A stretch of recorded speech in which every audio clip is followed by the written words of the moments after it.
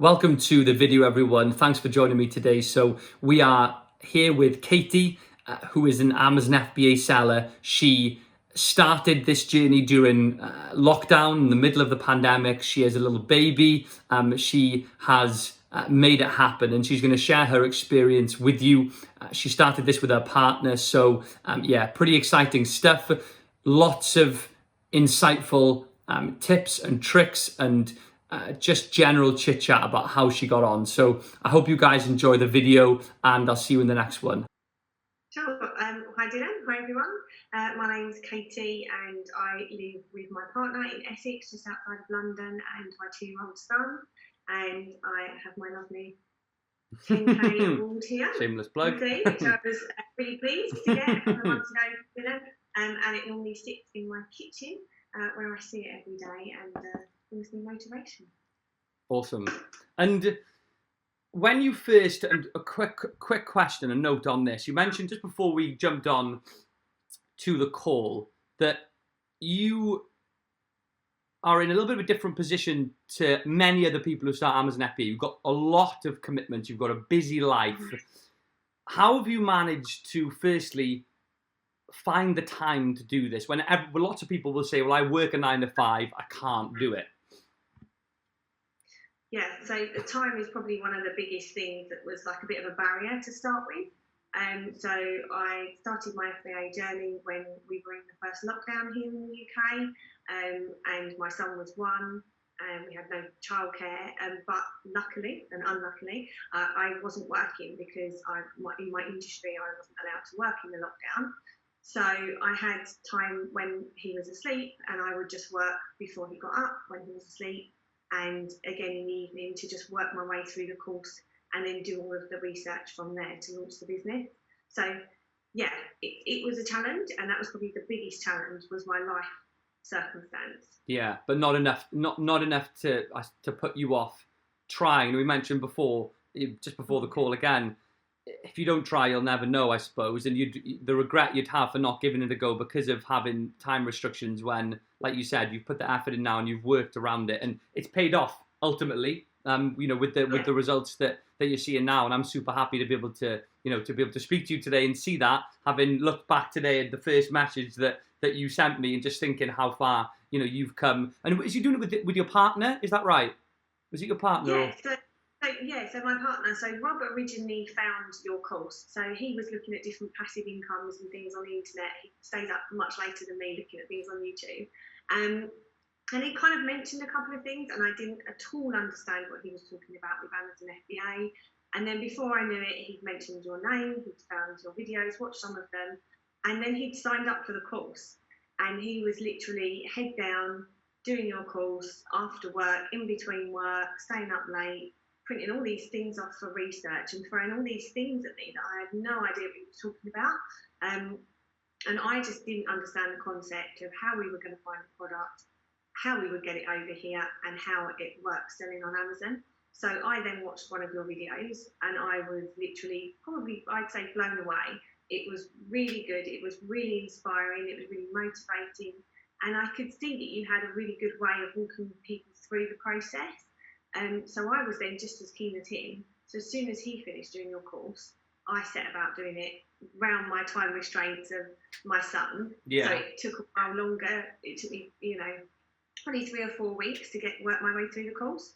But I couldn't do it quick enough. I literally just wanted to get through it, learn all the stuff, and really do the product research and try and find a product. Yeah, well, I think, like you mentioned, your partner Rob, watches a lot of YouTube videos, and there's loads of helpful stuff on YouTube. And I think having that balance, and what I find with a lot of people, they'll find that, and it's something that you were able to avoid, I suppose, or bypass, is a lot of people will spend a lot of time on YouTube watching videos and videos and videos and videos from tons of different people, and end up not actually doing it. They'll just watch, and whether it's because they get maybe confused with lots of people throwing bundles of information at them, which I remember I did at the start. I got loads of helpful free content from YouTube, which was really good, but in the end I found it confused me more than anything because it was stopping me actually starting. So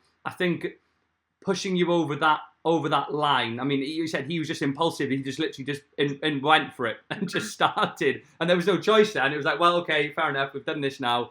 We need to just keep going. So that's good. And what we hear a lot from people who, before they start, they'll contact me and they'll say, Dill, is it too saturated? Is it even real? Can I do this whilst I'm working 9 to 5, or if I've got no experience? Misconceptions, really, I suppose we could refer to them as. And did you have any of those before you started? And if you did, what were they, and how did you sort of overcome them? Probably when Rob was telling me little snippets and I didn't understand any of it. But then as soon as I watched your video and he was telling me how comprehensive the course was, and that it really was so in depth and explained everything. And like you say, watching lots of different videos gives you different ideas, but you still don't understand the process. So I think from him explaining that, and from me then starting your course, I didn't have those worries. I just knew that we needed to do it, to take action really, and that's the biggest thing, is actually just making a start. Yeah, I think that fit, and I harp on a lot about that. Probably it's a bit of a cliche. People get tired of hearing from me saying that term, I suppose. But taking action, taking that first step, is often the hardest part mentally to get through that barrier, whatever excuses you've got or reasons that you've got not to start.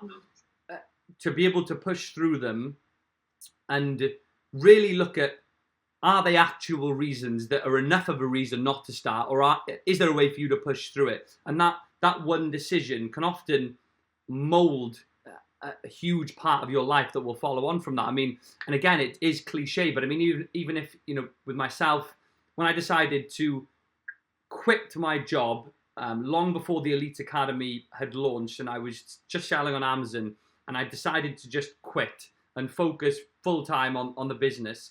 That was a huge decision. And, I made excuses to myself about why I couldn't do that, and it wasn't sensible, and it wasn't safe. But then I just thought, you know what? Throw all that in the bin. I'm just going to do it because, only live once. It was a calculated risk. And like what we spoke about again earlier, you took a calculated risk with starting FBA. So your first month then, so for someone with, you didn't have any online e-commerce experience, no? So my role that I've been doing for quite a while, I work in the beauty industry. Before that, I was a police officer. Okay. So really, my online kind of thing is so old now. I used to do web design and things many years ago. We're talking about 15, 20 years ago. So I didn't even have a laptop that worked very well. So yeah, it was a new thing to get into that completely. Yeah, I can imagine. But that didn't hinder, your progress or slow you down at all, did you find? I mean, how did you find it overly complicated? I didn't. No, it was just a case of getting back into it, and I would just use Rob's computer when he wasn't on it, use my iPad, and just get back into a different way. But I could see the end result really of the passive income was keeping me going and trying to get there as my goal. So I could see that if I put the hard work in and I learn, then that's where I can ultimately end up. So that's what drove me forward. Yeah. And your first month, how did you get on? I mean, what did you expect? What did you expect with the first month? The first day you went live, and how did the first month go? Yeah, so I guess you're all excited to get your product on there. It's been months and months since you've found the product, tested it, ordered it, and it's finally arrived. So you've done so much hard work, you just want to sell it like straight away. So it took a few weeks to get a few reviews before we turned on the PPC, like you suggested. So our first kind of month where we did our launch and our PPC, we kind of sold more than we probably anticipated. We had a goal of what we'd like to achieve, and we were like really heading towards it. So we were just blown away every day looking at our phone going, we've got more orders, it's fantastic. So our revenue ended up at 2,700 for the first month, and our PPC cost was just under 300 from that. Okay, cool. And what was your profit roughly on that first month then? So our profit margin without PPC is about 45%. Okay, so a healthy margin. So Yeah, you're looking at about 1,000 plus profit then after factoring in PPC, more or less. yes, And yeah, how? which is amazing. Yeah, which is considering, and I suppose at that point, how much time were you putting in once you'd launched? Because we know when we spoke about this as well, there's a big difference between the work you put in beforehand, which is considerable. So we've got that iceberg analogy of like all the work underneath the water and then the results you see at the top. But what was the split? How did it change? What amount of time were you putting in before compared to once you'd launched? Would you say? Probably less time, on the product and things, but then doing other stuff that I hadn't really thought about. So it was brought to my attention. I didn't have a website, and I was like, I really should do a website. So I thought, I know it's easy. I'll design it myself. I've done that 20 years ago. I can do it again, and that took a while. So I kind of gave myself different things to do, and then literally as soon as we started selling, we looked at the American market, and although we'd thought about it before and kind of just thought, no, we've got enough on our plate, we saw that our sales were doing good here, and the American market was 3 to 4 times bigger. Their search volume was a lot more for our keywords.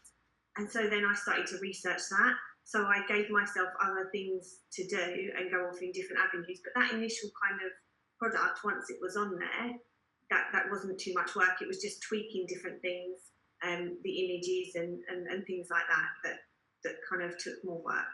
So mainly a lot of focus on, I suppose, at the point that you'd launched, because you then had a lot more free time, you focused that on growth, which was looking at the American market, looking at how to improve the listing, things like that. And it's important not to maybe to become stagnant. And again, I emphasize this a lot in the training within the mindset section, and just not to sort of stop once a product launches and does well and just think, well, this will carry on. Constantly just striving to improve it. Looking at your listing, looking at your description, your images, reviewing your PPC reports, and just improving in every way that you can. So the US market, that stood out to you then as a big opportunity. Yeah, there was. The UK market when we launched here, the product that I was kind of basing mine on had disappeared before we launched. So I was thinking, this might not be a good sign because maybe we won't get a lot of sales. And then obviously our sales actually did better than we thought. And there was a product similar in America, and the market was very similar, and the reviews not too high and things like this. And I thought, we could definitely launch our product there and offer the consumer something different to what's already there. Yeah, and is that coming to fruition now? How long are we talking until did this idea then? Have you pushed through and it's going to become a reality? You're actually going to be launching there? Yeah, so we made a few tweaks to our product, and just like the design on the packaging and things like that. So we had to reorder the samples. That took a little bit of time. Yeah. And then we've tried New Year. I was trying to get my order in before, and it happened to be afterwards. So the products, I've ordered 1,250 of them. Okay. To go to, and they should be in America as we speak. So they should be on the Amazon website in the next few weeks, and then I reordered stock for here as well. So I reordered another 1,000. Wow, that's exciting. And yeah, and we it was a lot. It was a lot. It was a big order. Yeah, I can imagine. And things, if the demand is triple or quadruple what it is here, you don't want to be going out of stock quickly when you launch there and having to go through the whole process of ordering again, getting them shipped over. So I suppose was that some of the rationale behind why you placed a bit of a larger order for the launch? Definitely, because I thought if I launch and it goes really well and I run out of stock in 2-3 months, I know I'm not going to be able to get my reorder in and get them there in time, especially as it's the first time we've sent products that way. So we're learning how long it takes and everything and the whole process. So I thought it's better to just order more and just bite the bullet and just do it. But when I did place that big order, I did think, I hope this is okay. This is a lot. It's a lot of money to spend. Yeah, it's a big investment. I suppose basing that on the performance you'd seen in the UK, knowing that the product had appeal, your branding is really good. We've looked at your listing through the mentorship over the last few months, and it's really, really good. So with the product, then there's a lot of people.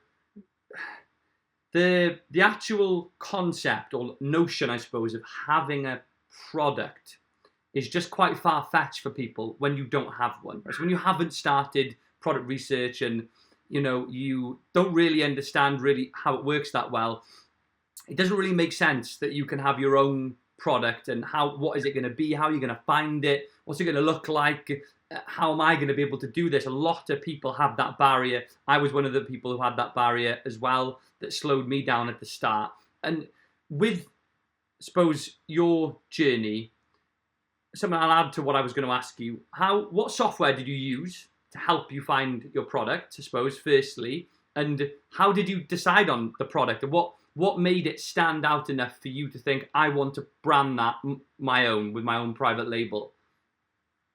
So we used Helium-10, and I was using Black Box. So as well as doing some research the other way around on Amazon, I would find stuff on Black Box and then go into Amazon and look at the sales figures and things from there. But yeah, I found it on Black Box late one night. I'd been looking probably for about a month for a product. And like you say, until you kind of find something and find how you can make it different, it is a bit confusing, and you're wondering how you're going to brand it and what you're going to call it.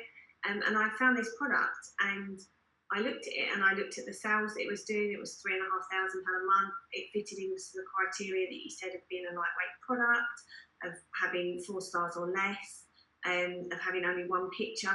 Quite a poor listing, not a lot of information on it.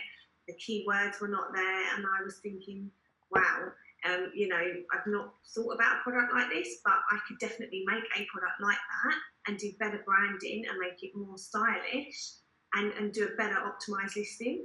Yeah. And then I started to look into the market from there and look at all the other sellers. I just was confident that I could definitely do a better job and provide a really good product for the customer.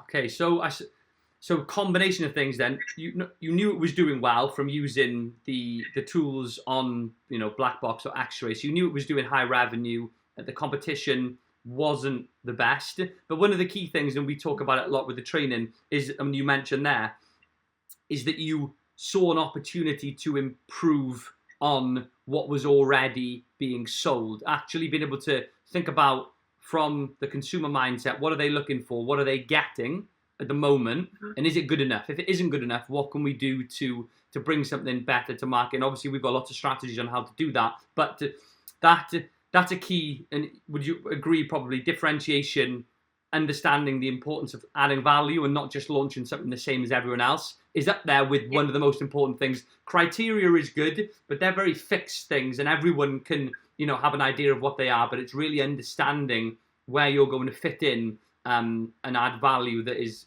probably the most important. Yeah, 100%, because other products that I looked at, I couldn't see how I could make them different. Whereas this product, I could instantly see how I could make my listing better, I can make my pictures better, I can make my branding better, I can offer a different colour to the customer as an option. All the colours were the same, so that was that would offer a different choice. So I could see how, and I could improve on what the customers were saying they didn't like about that product. When I contacted the suppliers, I was like, can you make it like this? And they said yes. And I thought, great, that solves that issue then. Yeah. So I could definitely see how I could improve it. And also we bundled something else with it as well. Okay. It's a bit of a last minute kind of thing that we thought, okay, well, this will just add that extra value to it and maybe persuade the customer to choose ours over one of the other existing ones that has higher reviews. And did you use you mentioned that, did you use competitors' negative reviews to get ideas about what was wrong with the existing products and then to know how to improve them? Or we did, yeah. Good. Things that came up with the quality, the size of the product being different to maybe what they thought, because maybe their listing wasn't clear what it was, big or too small for what they wanted. So looking at how we could make ours a size that people would want, and also making it really clear on the listing what the size was, so that people could choose it for that purpose. Yeah. So definitely look at reviews, because it's a real. I think that what the point you mentioned there, what you need to make sure that the product you're going to be shipping out matches the expectation of what the customer thinks they're going to get. And I have in the past seen people who are selling, let's say, a supplement, and they make the pot look like triple the size of what it is in reality, right? And these people buy this like supplement pot and they think that they're going to get something the size of a pint glass, and it comes and it's like the size of these ear pods, and they just think, well, this isn't how it looked in the photo. And it might have got them the sale, but what's going to happen after that point? Returns, bad reviews, and ultimately a lot of negative things for that listing. So like you said, it's always good to be as accurate as possible with the description, the images, to make sure that you are as protected as possible from things like that, and you basically just keep the customer happy, customer-centric approach to that. And what about the branding then? How did you come up with the brand name?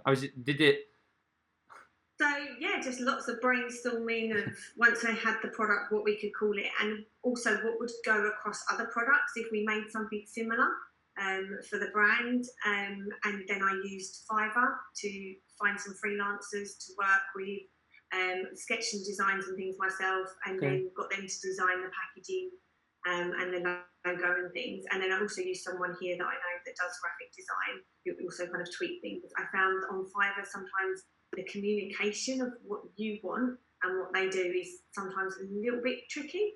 But there are freelancers that are, from England, so maybe the English is a bit better in the communication. So I've just still gone back to Fiverr for more things, but I've just chosen different people. Yeah, so not always the best bet, even though they're cheaper, basically. Yeah, it's cheap and you do get some good work. I think it's just the language barrier sometimes. It's the same as when you're talking to suppliers in China. It's not that maybe they haven't got good products and things, but it's just their language and our language is very different. So it's just trying to understand what you want and get that across, and for them to understand fully so that you get exactly what it is you're after. Yeah, absolutely. I mean, I found that personally as well. It's very hit and miss. As long as you use the review system they've got in place, it helps you to find good people, but good people still can sometimes struggle with written English. And like you said, if you're really trying to communicate something quite specific about an image you want, highlighted areas and emphasis on a logo, that sometimes isn't interpreted how you want it to be put across. I've had that, and I've had some bizarre photos sent back to me from, you would never think that I'd have given them, these things to try and hit with a photo. It's come back like pink when it was supposed to be green, and a photo of it from behind instead of the front, and all over the place. But like you said, sometimes, and was it a local person that you used, a local specialist or someone that you knew, or? So initially on Fiverr they weren't local, and then I got the images kind of tweaked by someone local. So a friend of a friend did me a favour. He's probably a high-back design person, so kind of like a mate's rate, but still 3 times the price of Fiverr. Yeah. And really made them better. And then I found a local photographer, not through Fiverr, and he did an excellent job with the images, and again just made what we had better. But we launched with the ones that we had, and then just improved them a month or so later. And then just recently we've also had a video produced through Fiverr, but I made sure that I sourced someone that was in this country so that the communication and the ease of doing it and also getting the product to them was a lot more simpler. Yeah. But we are super happy with it. It's so good. It's so professional. With the supplier then, was with the language barrier with the supplier, have you had issues with that, or have you been lucky with your supplier, because presumably they're from China? Was there a language barrier there, and how did you get over that? Yeah, I think sometimes the understanding of what I'm trying to say and what they say back is different. I'm not sure if they've understood your point clearly, but I always keep it really simple, and I always just reiterate what it is, write it down, and get them to say yes and confirm it all. So if I go back and it's different, I can say, look, you agreed to this. But also, I wanted to say, when our first order was on the way here, it hadn't yet arrived at our house because we were going to check them. And I got a message from my supplier, from my contact on WhatsApp, to say that she'd left literally overnight. No and we way. were like, is the product going to turn up? Yeah. I was like, and I was then passed over to her manager. But actually, after a month or two of kind of building up the rapport again with someone new, actually the communication is better with the person now. So I stuck with the same supplier. Yeah, well, that was a bit of unexpected turn of events, shall we say. Serious panic when you got that message, I'm guessing, when it initially came through. Yeah, because then the manager contacted me and said, like, you know, this person's been sacked. And I was like, oh, who do I believe? One person's telling me the company's not good. One person's telling me they've sacked that person. So I was like, oh, I don't want to be part of it. Yeah, yeah. Sounds like a bit unnecessary drama. Yeah. Stay clear of that. Well, no, glad that that at least the new manager, the person who's managing your product and your orders, has got better communication. My supplier has got better over time, but especially at the beginning, it was definitely difficult, and that's one of the reasons why we've got the elite supplier scripts within the training, which tries to break down that language barrier and look at how to structure what you're trying to say, that it's easier to understand. But there's no perfect way of doing it. You've just got to stroke of luck and good vetting when you're choosing your supplier, because you get a good vibe when you're chatting to people on Alibaba. You know, if they're making no sense when you're getting your sample, you're going to be put off quite a lot by that. And I would say that when you are speaking to suppliers, you know, if you are getting a bad vibe that they just don't know what you're saying and you've got no idea what they're saying, try to find another supplier, because if that's how the contact is talking to you about samples, that might then filter through to a more serious order where you've got, you know, £1,000 or £2,000 invested, and that's the last thing that you want to start hearing then. So for someone new then to FBA, you know, are you off now after this call, shipping your products away? You know, what, are you busy all day posting and packing, or how does it work? Yeah, so we don't have the products here at the moment, so all the existing ones are in Amazon, and the next ones are arriving, and we'll check them and then send them off. And I would just say, if someone's wanting to start an Amazon FBA business, take action.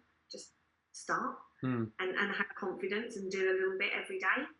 So you're using, there's two options, isn't there? You can fulfill the orders yourself, but you're using Amazon's FBA services. So yeah, completely. And yeah, because that's the whole idea, that you don't have anything to do with the orders.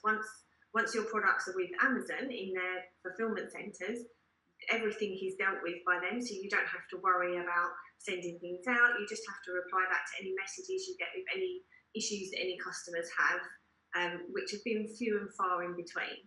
And I would say for our orders, we've had them sent to our address and we've checked them ourselves, but I have also had ones checked in China by an inspection company, an independent inspection, for the orders that are going to America. Obviously, I can't check them myself. Yeah, 1,500 of them. And I must say the inspection was very, very detailed.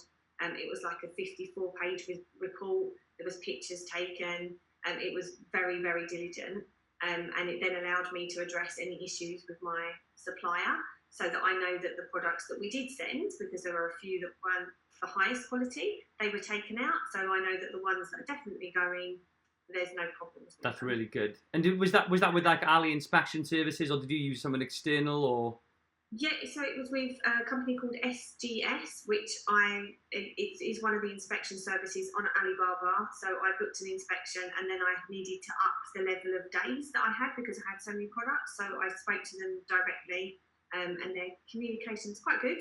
And I just arranged it and paid the extra money direct to them. Yeah, definitely. Most definitely worth doing. Certainly at the earlier stages, if you're not checking the products yourself before they're going into FBA, because it is a bit of a disaster if they go in and there's issues with them, because you've got to create removal orders and it's just a real pain. You want to, like you've done, identify early on, you know, if there's problems, what are they? Get them out. Give me, you can add on the units that were defective, they can add them on for free to the next order, things like that. But was that costly? Did you go for, what level did you go for? So we went for a full inspection. So they checked the outer packaging, opened it up, and then fully inspected the product. And there was obviously 2 products because of the bundle. and it was 1,500 units that they were checking, and Wow, I'd say it's it a was roughly lot. about £500. Okay. But I know from checking them myself when they come here, it does take a while to check them. So I was expecting it to be 2 or 3 days for the inspection. And we would 100% do it every single time, just to be absolutely sure that there's no issues before you send them. And like you say, if you do identify anything, you can then speak to the supplier.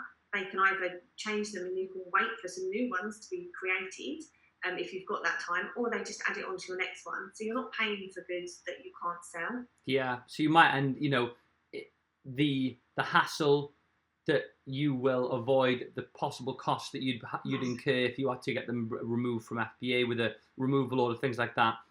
It's pretty cost effective over your units for it to be whatever it is, like 30p a unit to get them checked. So with the launch then, with PPC, did you use PPC to launch? I know you mentioned that you did. How did that go? Yeah, we did. So we did an automatic campaign like you suggested.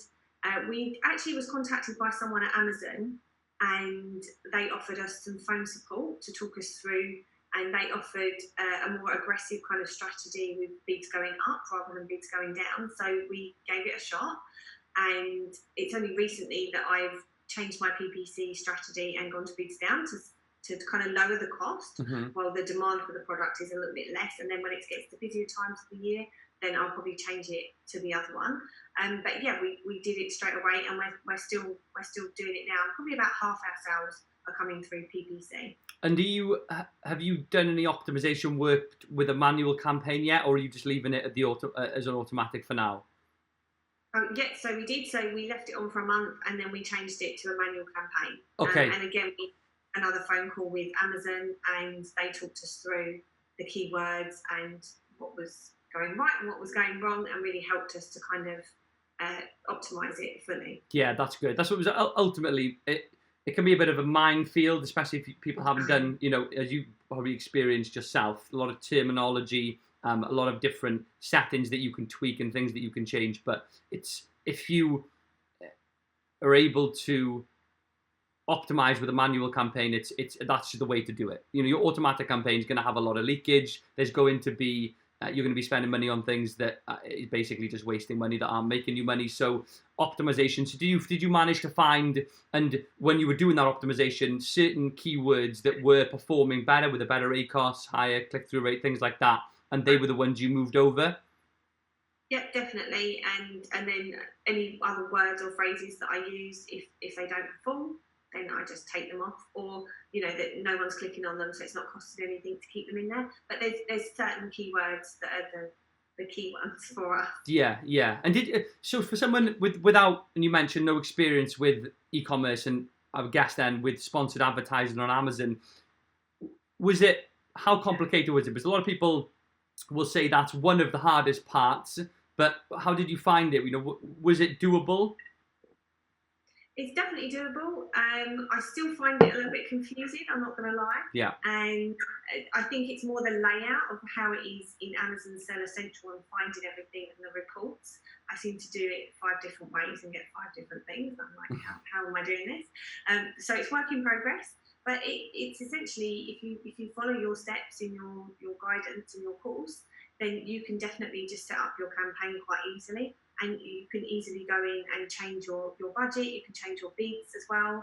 You can even do that from your phone. So you can have a look, and if you think, actually, this ACoS is really high, I'm going to take that keyword bid down, you can literally change it straight away and then give it a few days, and then you'll see that if you get some more sales, then your ACoS will come down, or you just pause it. You can pause your keywords at any time. So yeah, it's just a learning curve really of going through with PPC. But no, I didn't find it daunting. Yeah. It's just something to kind of get your head around. Yeah, get your teeth into, I suppose. That good help from Amazon if they're offering impartial advice, good advice. It's always good to listen to their expert team. As long as one thing we found sometimes is that they're good, but they, as you said there as well, they'll always usually encourage more spend and a more aggressive strategy. Which, as long as you recognise that, take as much advice as you can from them, and just cross-reference it with the training, send it over to me. And sometimes you may not need a more aggressive strategy, but they will have still told you some really useful things about what keywords are performing better, what you need to start to spend more on with regard to keywords. So I've had positive experiences with them in the past, and I would recommend, if they do offer a strategy call, at least, take it, right? Why not? And any help is good, isn't yeah, it? So you can take, and you can give things a try. You can say, well, I'm going to set this budget and do this for a month, and then I'm going to see, and if it's too much or I'm not comfortable with it, exactly, I'm going to change strategy for next month. Again, it's just a learning curve. Exactly. I mean, it's not like, we're speaking to someone, I don't know, just on the street who you don't know, who has got no credentials. It's a PPC expert from their platform. Yeah. And as long as you've got that little thing in your mind that you just think, I'm not going to be pushed to spend more than I'm comfortable with, as long as you've got that buried down, just extract as much as you can from them. And that's what I had done in the past. And I suppose to finish up then, with start to finish, hardest part or parts, how did you get through them? And any tips for someone who may watch this and think, you know what, I've seen what Katie's done, I'm going to give it a shot. What would your tips or advice to them be? The hardest part is probably doing something that you know nothing about and learning all of the new things. But once you've learned something and you've done it multiple times, it's easy. It's just everything's hard when you don't know how. And my advice would be, just get started. Just take action. Make sure that you allocate time every day to learn how to do it and to do your product research, and just keep moving forward. Keep positive. Have a very positive mindset.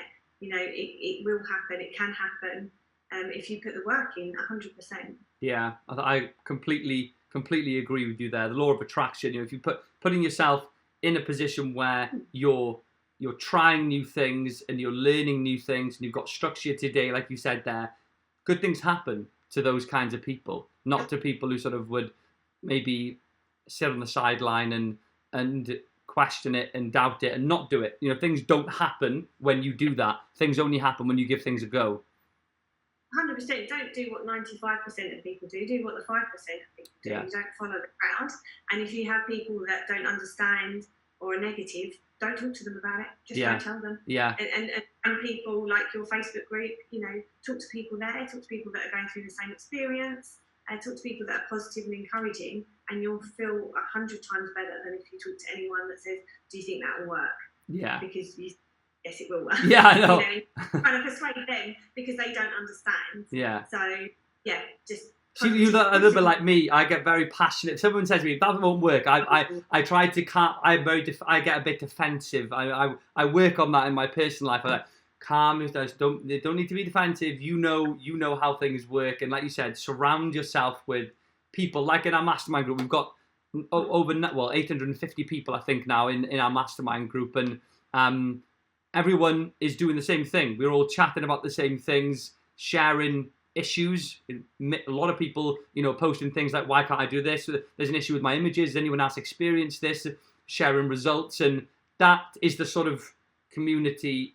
And that's who you want to be talking about Amazon FBA to, not people who will just say that's a load of BS, because there are a lot of those people out there. Yeah, and it's absolutely not. It's a real thing. You can make money. You will make money, and that's why we chose your course, because you break it down into really simple steps, and your support that you offer throughout doing the course and afterwards is second to none. And we wouldn't be where we are if it wasn't for you, because of your help and support, and having the Facebook group as well, like you say, just backs that up. You've got positive people around you that you can bounce ideas off. Yeah. Any issues, and that is 100% what you need. You can't do everything on your own. Yeah. Well, I'm excited to catch up at some point in the next few months when your 1,200 or 1,300 units have landed. Yes. In the US, it's launched, to find out how it's gone. I'm sure it'll do extremely, extremely well. If you need any help, you always know you can contact me through the mentorship. But thanks for coming on to the channel.